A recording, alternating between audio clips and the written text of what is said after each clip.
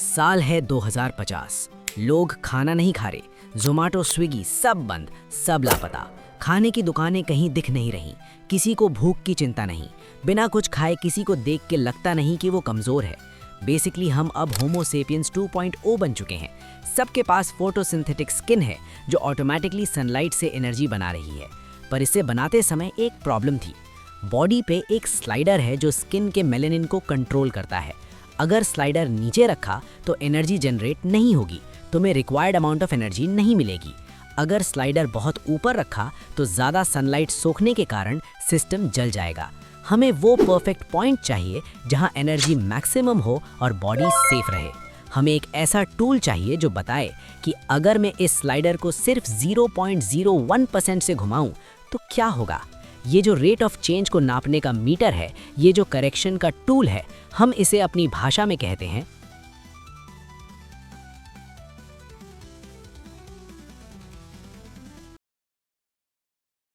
Reality में वापस स्वागत है। टाइटल कार्ड पर कैलकुलस देखा और आधे लोगों का मन किया होगा कि वीडियो अभी बंद कर दें। सोचा होगा भाई मुझे एक्स क्यों ढूंढना है, मेरे पास कैलकुलेटर है ना। लेकिन अपनी प्रॉब्लम याद है, वो स्लाइडर। हमें जिंदा रहना है, हमें एनर्जी चाहिए। चलो इस प्रॉब्लम को विजुअलाइज करते हैं। ये कर्व, ये तुम्हारा फंक्शन है। ये तुम्हारे स्लाइडर के इनपुट को तुम्हारे सर्वाइवल से जोड़ता है। इसे हम कहते हैं एफ ऑफ एक्स। यहाँ एक्स तुम्हारा मेलेनिन स्लाइडर है और एफ ऑफ एक्स तुम्हारी लाइफ है। मान लो तुम यहाँ पहाड़ के नीचे खड़े हो, तुम्हारा स्लाइडर अभी लो है, एनर्जी नहीं बन रही।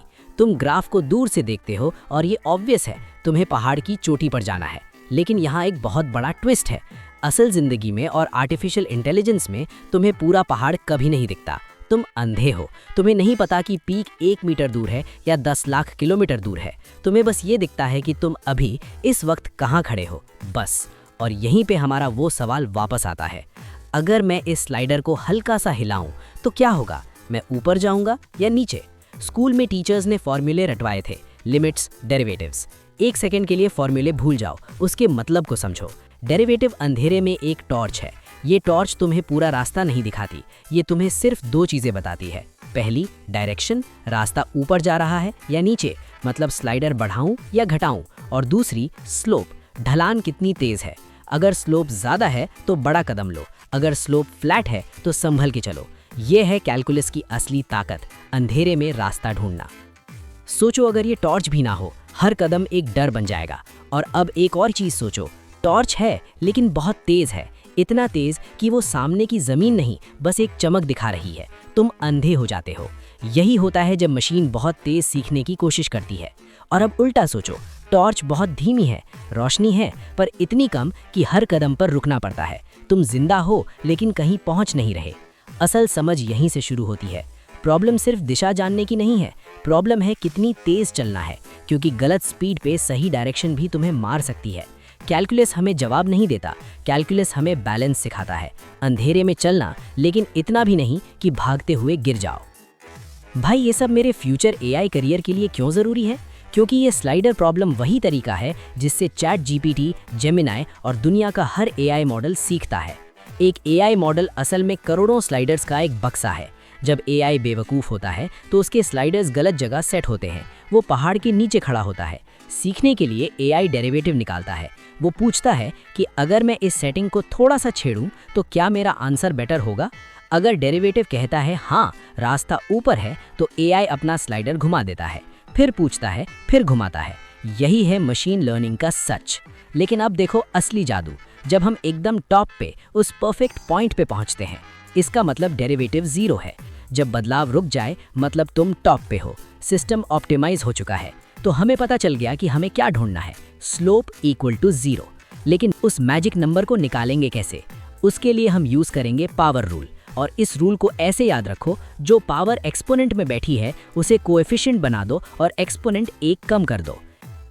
इमेजिन करो एक होलोग्राफिक सुपर कंप्यूटर। तुम्हारे सामने ये जो क्यूब है, ये पत्थर का नहीं, प्योर डेटा का बना है। इसकी हर साइड की लंबाई है x। तो इस पूरे होलोग्राम में कितना डेटा है? x into x into x, यानी x क्यूब। अब मान लो मुझे इस होलोग्राम का रेजोल्यूशन बढ़ाना है, मुझे बस इसे जरा सा बड़ा करना है। तो नया डेटा कहाँ जोड़ूंगा? क्या मैं पूरे क्यूब को डिलीट करके नया बनाऊंगा? नहीं, हम प्रोग्रामर्स हैं, आलसी भी और स्मार्ट भी। हम बस पुराने क्यूब के ऊपर डेटा की एक पतली स्किन चढ़ा देंगे। कहाँ कहाँ? एक लेयर सामने वाले फेस पर, एक ऊपर वाले फेस पर और एक साइड वाले फेस पर। अंदर का कोर वही पुराना है, बस 3 तरफ नई लेयर्स जुड़ी हैं। तो जब x थोड़ी सी बदलती है तो x क्यूब में कितना चेंज आता है? 3x स्क्वायर की लेयर्स, यानी 3x स्क्वायर। यही है x क्यूब का डेरिवेटिव। यही लॉजिक अपनी फोन स्क्रीन पर लगाओ। अगर स्क्रीन को बड़ा करना है तो बॉर्डर कहाँ जुड़ेगा? सिर्फ 2 तरफ, लंबाई में और चौड़ाई में। तो x स्क्वायर का रेट ऑफ चेंज क्या हुआ? 2x। ये मैथ नहीं है, ये इस यूनिवर्स का सोर्स कोड है। डेटा ऐसे ही ग्रो करता है और इस पैटर्न को डिकोड करने वाले हैक को हम कहते हैं पावर रूल। वार्निंग लाइट्स जल रही हैं, हमारे पास और वक्त नहीं है। हमने कॉन्सेप्ट समझ लिया, हमने पावर रूल का हथियार उठा लिया। अब वक्त है ट्रिगर दबाने का। ये है हमारी स्किन की DNA, 12x square minus 2x cube. अगर x गलत हुआ तो हम जल जाएंगे। हमें वो पॉइंट चाहिए जहां डेरिवेटिव 0 हो। Power rule. Term 1 12x square. Rule कहता है 2 को आगे लाओ, 12 इंटू 2 हुआ 24, ऊपर 1 कम करो, result 24x। Term 2 minus 2x cube. 3 को आगे लाओ, 2 इंटू 3 हुआ 6, ऊपर 1 कम करो, रिजल्ट माइनस 6x स्क्वायर। अब आता है वो मैजिक मोमेंट जहां मैजिक होता है। हमें स्लोप नहीं चाहिए, हमें 0 स्लोप चाहिए। तो इस पूरी इक्वेशन को उठाकर 0 के बराबर रख दो। 24x minus 6x square equal to 0। Common निकालो, 6x बाहर, ब्रैकेट में 4 minus x। Simple math, x या तो 0 होगा, मतलब एनर्जी 0, हम मर गए, या फिर x equals 4। Lock it, x equals 4, system optimized, energy output maximum. Calculus ने, मैथ ने आज फिर से इंसानियत को बचा लिया। हमें लगा था ये सिर्फ नंबर्स हैं, पर ये सर्वाइवल का कोड था। लेकिन अब एक बात सोचो, हमारे पास एक इक्वेशन थी, साफ सुथरी, इसलिए हमने उसे कागज पर सॉल्व कर लिया। लेकिन क्या हो अगर इक्वेशन हो ही ना? असली दुनिया में इक्वेशंस नहीं मिलती, वहाँ ट्रिलियंस ऑफ वेरिएबल्स होते हैं, करोड़ों स्लाइडर्स होते हैं। वहाँ हम स्लोप इक्वल टू 0 रखकर आंसर नहीं निकाल सकते। वहाँ हम मैथ को एक नक्शा बना लेते हैं। हम पहाड़ की चोटी को देख नहीं सकते, हम उसे सॉल्व नहीं कर सकते। हम बस अंधेरे में धीरे धीरे एक एक कदम चलकर उसे ढूंढते हैं। यही है मशीन्स का खुद चलकर सीखना। कैलकुलस बस पहला कदम था, असली खेल अब शुरू होगा।